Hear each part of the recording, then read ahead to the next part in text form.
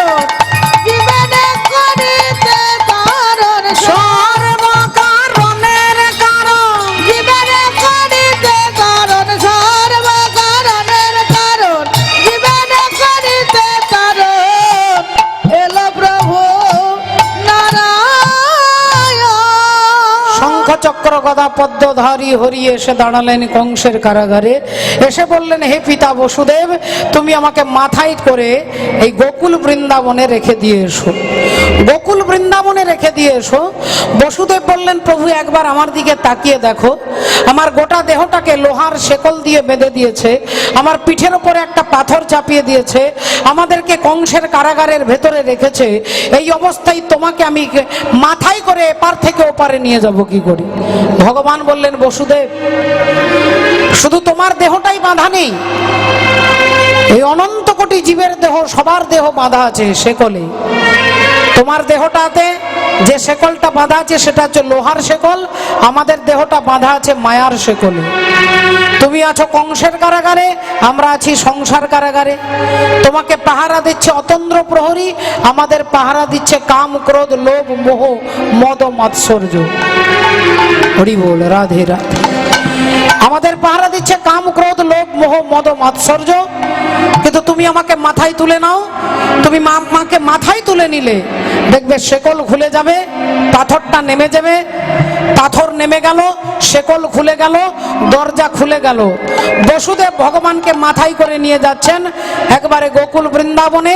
মা যশোদার কোলের কাছে সন্তানটাকে রেখে এসে আর কন্যা সন্তানকে নিয়ে এলেন।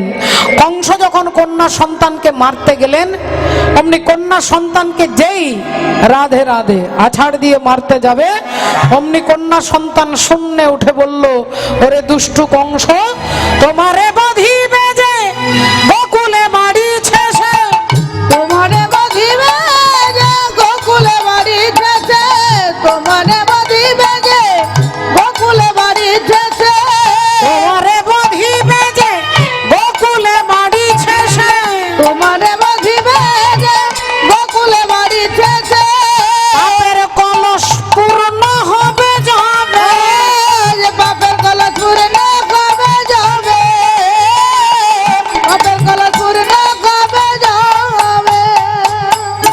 ভক্তিমতী মায়েরা,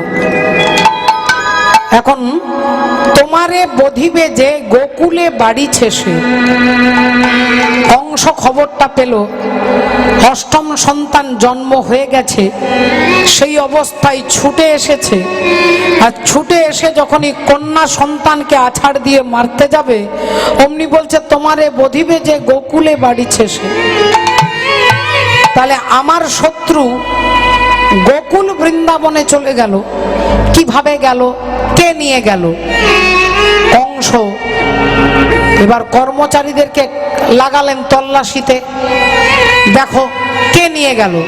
আমি তো বসুদেব দেবকীকে শেকল দিয়ে বেঁধে রেখেছি, আমি তো একটা পাথর পিঠের উপরে চাপিয়ে দিয়েছি, তাহলে গেল কি করে গোকুল বৃন্দাবনে? এখন তদন্ত কমিটি তদন্ত করতে করতে একদিন দুদিন 5 দিন চলে গেল। মন্ত্রী এসে বলছেন, মহারাজ আজকে তো 6 দিন হয়ে গেল, আপনার শত্রু তার বয়স হয়ে গেল 6 দিন, এভাবে তো 6 বছর হয়ে যাবে, তা আপনি একটা ব্যবস্থা করুন। আর তখনই কি করবে ওমা? তখনই রাধে রাধে কংস বললেন, এক কাজ করো, তাকে মারতে পারে, তাকে মারতে পারবে এরকম একজন আমার কাছে কর্মচারী আছে, তার নাম হলো কি পুতনা। পুতনা বলি ডাকিতে লাগিল, পুতনা পুতনা বলি ডাকিতে লাগিল, পুতনা পুতনা বলি ডাকিতে লাগিল, আজ পুতনা পুতনা বলি ডাকিতে লাগিল। আর ভয়ে ভীতা হয়ে পুতনা আসিয়া দাঁড়ালো, ভয়ে ভীত হয়ে পুতনা আসিয়া দাঁড়ালো, ভয়ে ভীত হয়ে পুতনা আসিয়া দাঁড়ালো। পুতনা রাক্ষসী দাঁড়ালেন। মহারাজ কিছু বলছেন? বললেন, শোনো পুতনা, আমার একটা শত্রুকে তোমাকে হত্যা করতে হবে, আমার শত্রুকে তোমাকে হত্যা করতে হবে। মহারাজ ওটাই তো আমার কাজ, ওটাই তো আমার কাজ। কাকে খুন করতে হবে বলুন? বলে, গোকুল বৃন্দাবনে একটা ছেলে রয়েছে, সে হচ্ছে আমার একমাত্র শত্রু, গোকুল বৃন্দাবনে, বয়স মাত্র 6 দিন। পুতনা বললেন ঠিক আছে মহারাজ, আপনার শত্রুকে খুঁজে বার করে আমি তাকে হত্যা করতে পারবো। কি করে পারবে? কোন বাড়িতে আছে, কোন ঠিকানায় আছে, কার বাড়িতে আছে তুমিও জানো না, আমিও জানি না। কি করে মারবে? পুতনা বললেন মহারাজ, গোকুল বৃন্দাবনে যতগুলো 6 দিনের বাচ্চা আছে আমি সবাইকে মেরে ফেলবো। যার যার বাড়িতে 6 দিনের বাচ্চা আছে আমি সবাইকে মেরে ফেলবো।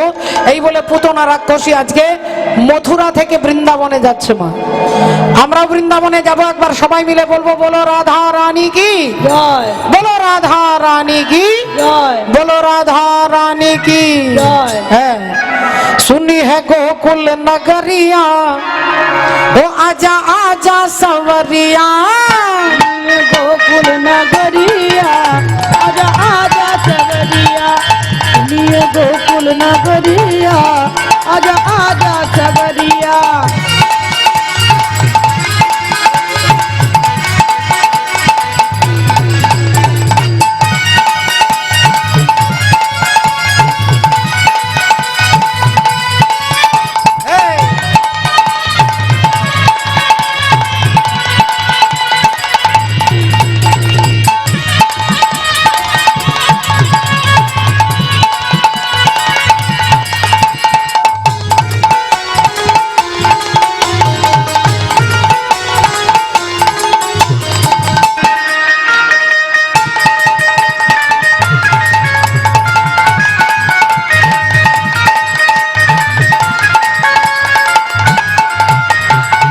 आजा सवरिया रे आजा सवरिया, आजा सबरिया रे आजा सबरिया, आजा सबरिया रे आजा सबरिया।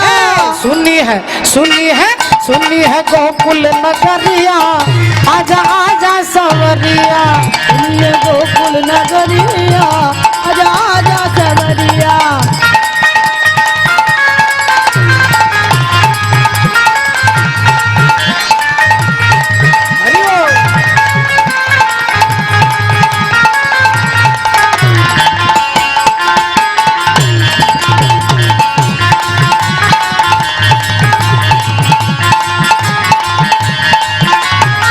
मेरो घर द्वार सखी तोरे हवाले, मेरो घर द्वार सखी तोरे हवाले, मेरो घर द्वार सखी तोरे हवाले, मेरो घर द्वार सखी तोरे हवाले, अरे तोरे हवाले, तोरे हवाले, तोरे हवाले, तोरे हवाले।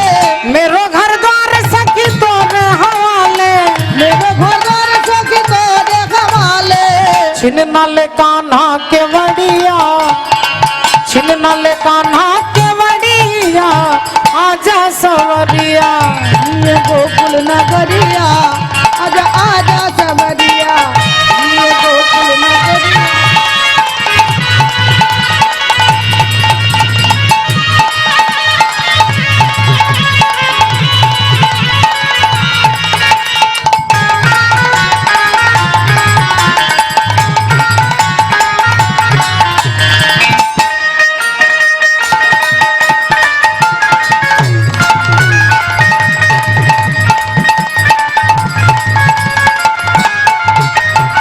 कान्हा के वड़िया को खोल लेने दीजो, कान्हा के वड़िया को खोल लेने दीजो, जाने नहीं पावे अटरिया, जाने नहीं पावे अटरिया, आजा सवरिया, लिए गोकुल नगरिया, आजा आजा सबरिया, लिए गोकुल नगरिया, आजा आजा सबरिया, लिए गोकुल नगरिया, आजा आजा सबरिया। बोलो राधा रानी की जय। बोलो वृंदावन चंद्र की जय। अनंत कोटि भक्त वृंदों की जय। जय जय श्री राधे राधे श्याम। শ্রদ্ধেয় বাবা ঠাকুর ভক্তিমতী মায়েরা, এখন ঘটনা কি ঘটলো দেখুন। এদিকে পুতনা রাক্ষসী তিনি কি করলেন, 6 দিনের যতগুলো বাচ্চা আছে সবাইকে খুঁজে খুঁজে স্তনপান করিয়ে হরিবোল করতে লাগলেন। গোকুল বৃন্দাবনে যার যার বাড়িতে 6 দিনের বাচ্চা আছে সবাইকে কোলে নিচ্ছে, স্তনপান করাচ্ছে আর হরিবোল হয়ে যাচ্ছে, কারণ স্তনের মধ্যে বিষ মাখিয়ে নিয়ে এসেছে। এবার ঘুরতে ঘুরতে খুঁজতে খুঁজতে দেখছে দেখছে একটা বাড়িতে এরকম বিরাট প্যান্ডেল হয়েছে, প্যান্ডেলের একদিকে খাওয়া দাওয়া হচ্ছে, একদিকে দান দক্ষিণা হচ্ছে, একদিকে গান বাজনা হচ্ছে, একদিকে যজ্ঞ হচ্ছে। তা পুতনা রাক্ষসী জিজ্ঞাসা করলো, আচ্ছা এই বাড়িতে কি হচ্ছে? বলে নন্দ রাজার ছেলে হয়েছে আজকে 6 দিন, তাই 6 দিনে ষষ্ঠী পুজো হচ্ছে। এখন যেই এ কথা বলেছে, পুতনা ভাবলেন তাহলে এই বাড়ির ছেলেটাকেও তো মারতে হবে, কারণ হতে পারে এই ছেলেটা আমাদের রাজা কংসের শত্রু হতে পারে, তাহলে কি করে মারবো? এখন পুতনা ভিড়ের মধ্যে ঢুকে গেছে ঘরে, আর ভিড়ের মধ্যে ঘরের ভেতরে ঢুকে গিয়ে রাধে রাধে ও মা, এখন ভগবানকে খুঁজে বেড়াচ্ছে, আর ভগবান মা যশোমতী ভগবানকে দোলনায় দোলাচ্ছে। এখন পুতনা রাক্ষসী দেখছে কোন দিকে ছেলেটা আছে, ডাইনে না বামে, সামনে না পেছনে, চারিদিকে খুঁজে বেড়াচ্ছে। দেখছে একটা সুন্দর কালো রঙের ছেলে, মুখে হাসি, হাতে বাঁশি, দোলনায় দুলছে। অমনি পুতনা রাক্ষসী ছুটে আসছে, এসেই মা যশোদাকে বলছে, ও দিদি, দিদি গো, বলছি দিদি একটু জল দেবে দিদি? হ্যাঁ, গরম পড়েছে তো, ঠান্ডা না না না না না দিদি, এমনি জল দিলেই হবে। হ্যাঁ হ্যাঁ হ্যাঁ, মা যশোদা বলছে, তাহলে এক কাজ কর বোন, তুই আমাকে দিদি বলেছিস, তুই আমার বোন, তুই আমার ছেলেটাকে একটু দেখ, আমি এক্ষুনি তোর জন্য জল নিয়ে আসছি। এখন ভগবানকে পুতনার ওপরে দায়িত্ব দিয়ে মা যশোদা জল আনতে গেছে, আর সেই অবস্থায় পুতনা রাক্ষসী ভগবানকে দোলনা থেকে কোলে তুলে নিয়েছে মাগো, আর কোলে তুলে নিয়ে ঢাকা দিয়ে বলছে, এইবার ভাবছে ডান দিকে যাব না বাঁ দিকে যাব, সামনে না পেছনে, এই চিন্তা করতে করতে ভাবলেন একবারে ওপর দিয়ে আকাশ মার্গে উড়তে উড়তে যাব। এখন পুতনা রাক্ষসী ওপর দিয়ে উড়তে উড়তে এরকম একটা ফাঁকা মাঠের মাঝখানে দাঁড়িয়েছে। এতক্ষণ ভগবান চোখটা বন্ধ করেছিলেন, যখনই পুতনা রাক্ষসী এসেছে ভগবান চোখ বন্ধ করে দিয়েছে। কেন? ভয়ে? বললেন না, পুতনা রাক্ষসী বিউটি পার্লার থেকে সেজে এসেছে বাবা, মায়ার দ্বারা সুন্দরী নারী সেজে এসেছে, আর ভগবান যার দিকে তাকাবে তার দিকে আর মায়া থাকবে না। কৃষ্ণ সূর্য সম, মায়া ঘোর অন্ধকার, যাহা কৃষ্ণ তাহা নাই মায়ার অধিকার। তাহলে ওর দিকে তাকালেই মুহূর্তের মধ্যে 10 ইঞ্চি দাঁত বেরিয়ে যাবে, বড় বড় চোখ বেরিয়ে যাবে, নখ বেরিয়ে যাবে। তাহলে ভগবান চোখটা এই জন্য বন্ধ করে দিয়েছে, যাতে রাক্ষসী চেহারাটা বেরিয়ে গেলে ভক্তরা ভয় পাবে, কেউ পড়ে যাবে, কারো হাতে লাগবে, কারো পায়ে লাগবে, তাই ভগবান চোখটা বন্ধ করে দিয়েছে। এইবার পুতনা রাক্ষসী ফাঁকা মাঠের মাঝখানে যেই আঁচলটা সরিয়েছে, ভগবান দেখলেন এবার দাঁত বেরিয়ে গেলে আর কোনো ক্ষতি হবে না। যেই ভগবান পুতনার দিকে তাকিয়েছে, উনি বড় বড় চোখ, বড় বড় দাঁত বেরিয়ে গেছে। পুতনা চিৎকার করছে, এইবার তোকে আমি ছাড়বো না, তোকে আমি ছাড়বো না। আর ভগবানও বলছে, মাসিমা গো, তোমাকেও আমি ছাড়বো না। ও মাসিমা, তোমাকেও আমি ছাড়বো না। এই ছেলে, তুই আমাকে মাসিমা বলছিস কেন? আমি তোর মাসি, আমি তোর মাসি। ভগবান বললেন, বারে, তুমি যদি আমার মাকে দিদি বলো, তা তোমাকে কি আমি দিদিমা বলবো নাকি? ও, তোর বড় বড় কথা না, তোর বড় বড় কথা দাঁড়া দেখাচ্ছি, এক্ষুনি তোর মুখ বন্ধ করে দিচ্ছি। তুই জানিস আমার স্তনের মধ্যে বিষ মাখানো আছে, এই বিষ মাখানো স্তন তোর মুখে দিলে তুই হরিবল হয়ে যাবি। ভগবান বলে, মাসিমা গো, তখন থেকে আমাকে মিছি মিছি ব্ল্যাকমেইল করছে কেন বলো তো? ও তো তোমার সঙ্গে আমার সত্যযুগ থেকে এগ্রিমেন্ট করা আছে, ও তো সত্যযুগ থেকে তোমার সঙ্গে আমার এগ্রিমেন্ট করা আছে। তুমি ছিলে সত্যযুগে বলি রাজার কন্যা রত্নাবলী, আর তুমি রত্নাবলী ছাদের উপরে দাঁড়িয়েছিলে, আর ভগবান বামন দেব বলি রাজার দরজার সামনে দাঁড়িয়ে, দানে দেহ তুমি 3 পদভূমি, দানে দেহ তুমি 3 পদভূমি, দানে দেহ তুমি 3 পদভূমি, এই ভিক্ষায় আমি চাই, ভিক্ষায় আমি চাই। আর দেহ তুমি 3 পদভূমি, দানে দেহ তুমি 3 পদভূমি, এই ভিক্ষায় আমি চাই, এই ভিক্ষায় আমি চাই। হরি বল, রাধে রাধে। দান দেহ তুমি 3 পদভূমি, বলি রাজা দরজার সামনে দাঁড়িয়ে ভগবান ভিক্ষাং দেহি বলছে, আর এই অবস্থায় ছাদের ওপর থেকে বলি রাজার মেয়ে রত্নাবলী দেখতে পেয়ে বলছে, আহারে কি সুন্দর ছেলেটা দেখতে, টুকটুকে ফর্সা, ঠোঁটগুলো লাল লাল, কি সুন্দর ন্যাড়া মাথা, এইটুকু বামন মানে বেটে, এইটুকু। মনে হলো রত্নাবলীর মনে হলো তোমাকে কোলে নিয়ে যদি স্তনপান করাতে পারতাম আমার নারী জন্মটাই ধন্য হয়ে যেত। হরি হরি বল। নিচে দাঁড়িয়ে ভগবান বললেন, তথাস্তু, তোমার ইচ্ছে পূর্ণ হবে। আর অমনি ছাদ থেকে রত্নাবলী নেমে এসে দেখছে ওই ছেলেটা তার বাবার মাথার উপরে পা দিয়ে দাঁড়িয়ে আছে। বাবার মাথার উপরে পা দিয়ে দাঁড়িয়ে আছে।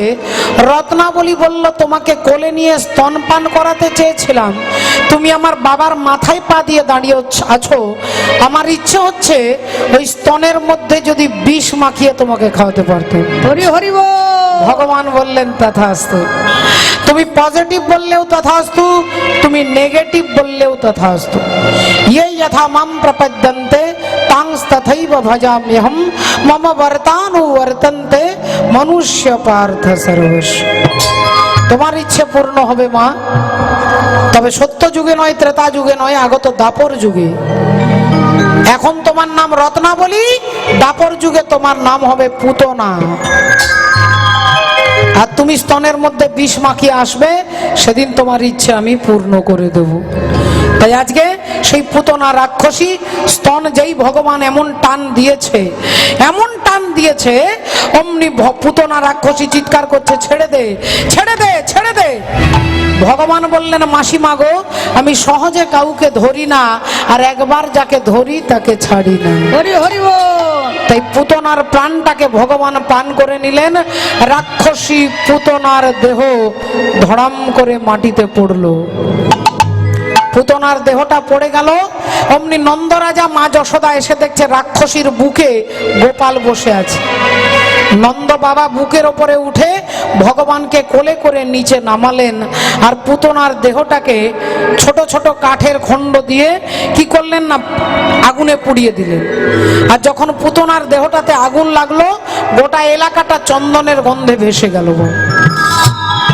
তা রাজা পরীক্ষিত মহারাজ জিজ্ঞাসা করছেন, পুতনা মানে কি? না পুতনা, পুতনা, পুত না, পুত মানে পবিত্র, না মানে নয়। তাহলে যার ইচ্ছেটা পবিত্র নয় তাকে বলে পুতনা। তা তুমি আসবে একদিন, তোমাকে আমি কৃপা করে দিয়ে যাব। তাহলে সেই পুতনা রাক্ষসী যার দেহটা পবিত্র নয়, রাজা পরীক্ষিত বলছে তার দেহ থেকে চন্দনের গন্ধ উঠছে কেন? মানুষ পোড়ালে একটা বিশ্রী গন্ধ ওঠে, সে যেই হোক না কেন, কিন্তু পুতনার দেহ থেকে চন্দনের গন্ধ উঠছে কেন? বলে পুতনা ভগবানকে কোলে নিয়েছিলেন। যখন আমরা পুজো করি, পুজো করার আগে দেহটাকে শুদ্ধ করতে হয়। আর তখন কি মন্ত্র বলি? অপবিত্র পবিত্র বা সর্বাবস্থাং গতৌপি বা যস্মরেত পুণ্ডরীকাক্ষ সবাজ্যন্তর সূচি। তাহলে এই মন্ত্রটা বললে যদি দেহটা পবিত্র হয়ে যায়, তাহলে যিনি ভগবানকে কোলে নিয়েছে তার দেহটা পবিত্র হবে না বাবা? তাই অপবিত্র দেহ পবিত্র হয়ে গেল। আর অমনি পুতনা চলে গেলেন কোথায়? না পুতনা লোক বালগ্নি রাক্ষসী রুধিরাসনা জিঘাংসায়াপি হরয়ে স্তনং দতবাপ সদগতি। হরি হরি বল।